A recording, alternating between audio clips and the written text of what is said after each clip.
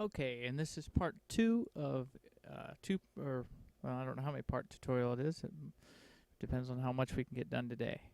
Um, Hopefully I can get this done in 15 minutes. All right. Um, this is the visual BPY rigging tutorial. And if you haven't seen part 1, watch part 1 before you watch this. Okay, now we're going to go ahead and open up our program, Visual BPY.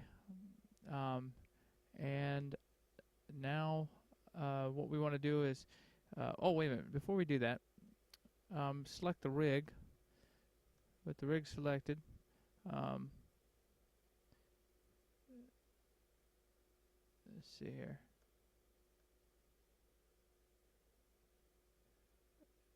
Okay, we want to export. I've got an exporter that I made also, and it's an add-on for Blender. And you just go down to, once you put it in, well, I'll show in the other video how to, when you install it, if you watch the install video, how to install the Visual BPY. It also shows you how to install the Blender add-on, which is this right here, Visual BPY Rig Export. So with the rig selected, you can hit this, and we can save it as, I'm going to save it as Brad, because I already saved it once, but I'm going to go ahead and save it as brad.vpy. And that you'll want to put the .vpy at the end of it, because Blender won't do it automatically. And save Visual BPY. And what that does is that saves all the rig data, all the bone names and everything, into a file that we can open up in Visual BPY. So you just now go to File and go down to Import VPY and import Brad. Okay, and there we go. It has everything.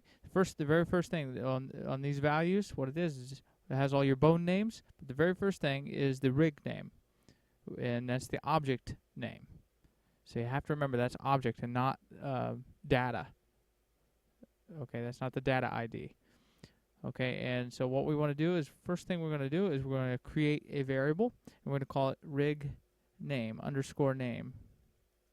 You can name it whatever you want, but I'm going to go ahead and name it that, and I'm going to select Brad, because that's the rig name, and I'm going to add down here where it says add single variable.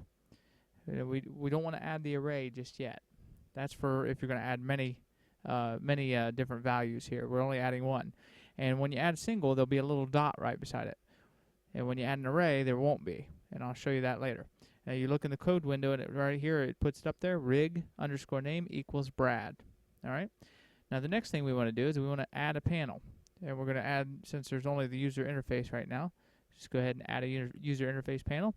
And we're going to call this Brad Rig Properties.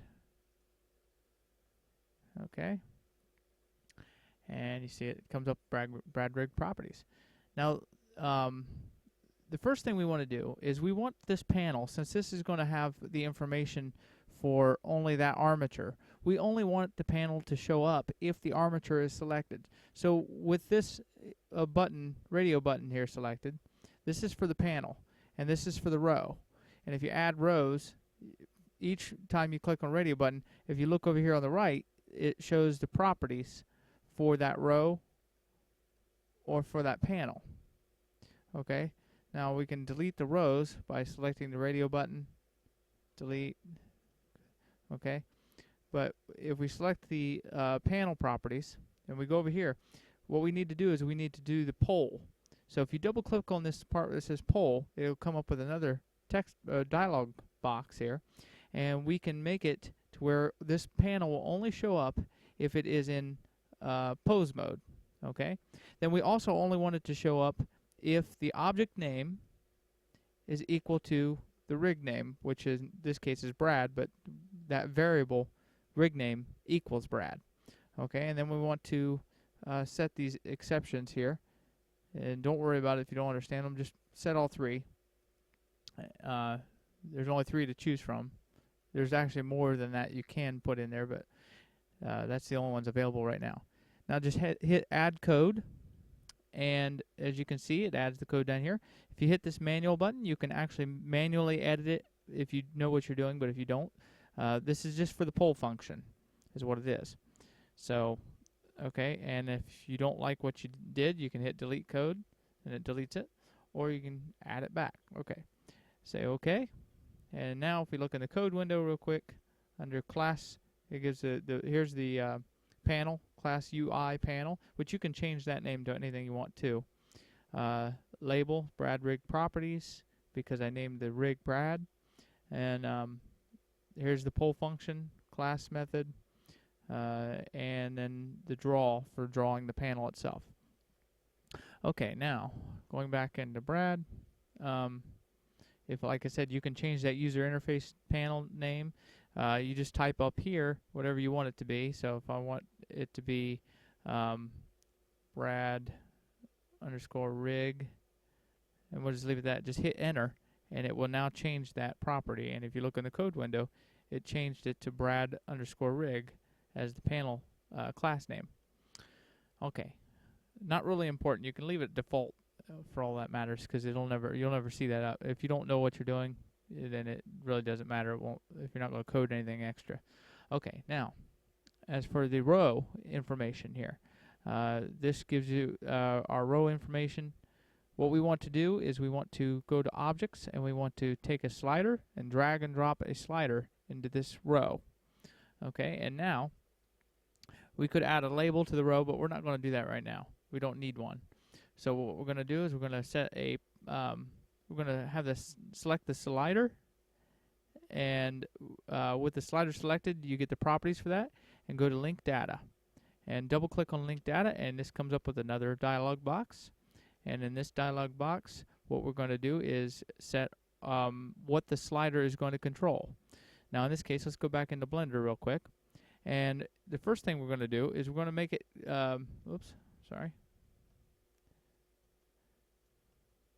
We're going to make it control this influence right here.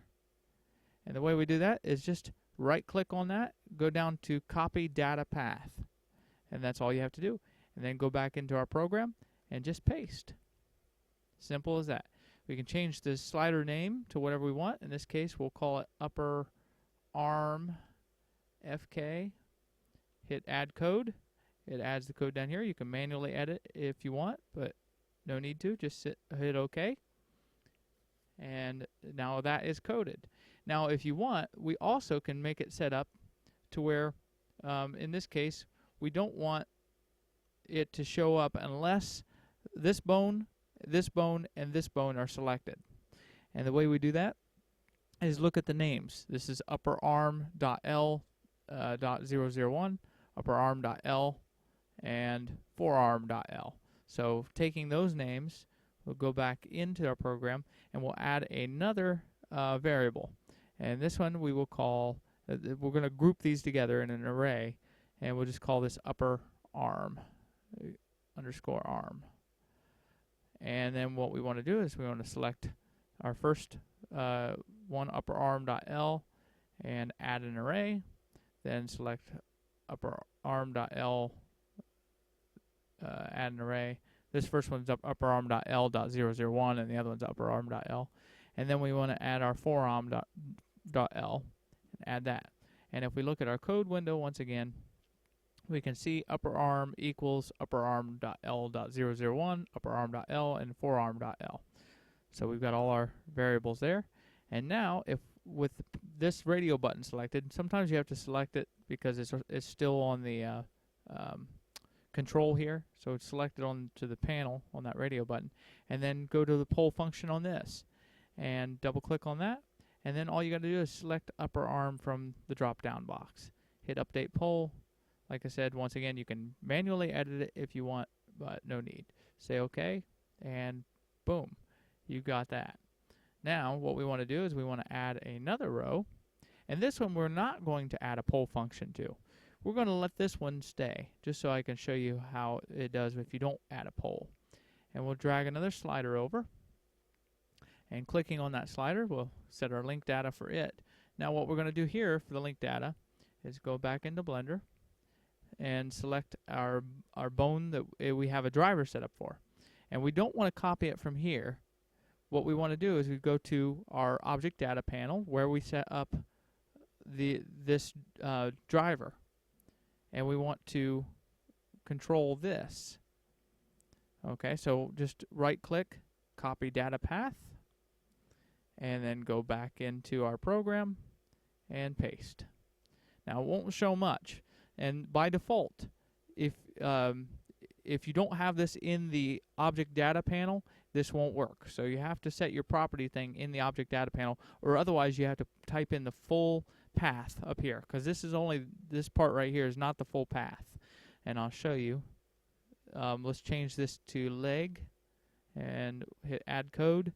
And if you look here at this code here, the full path is context.object.data and then leg.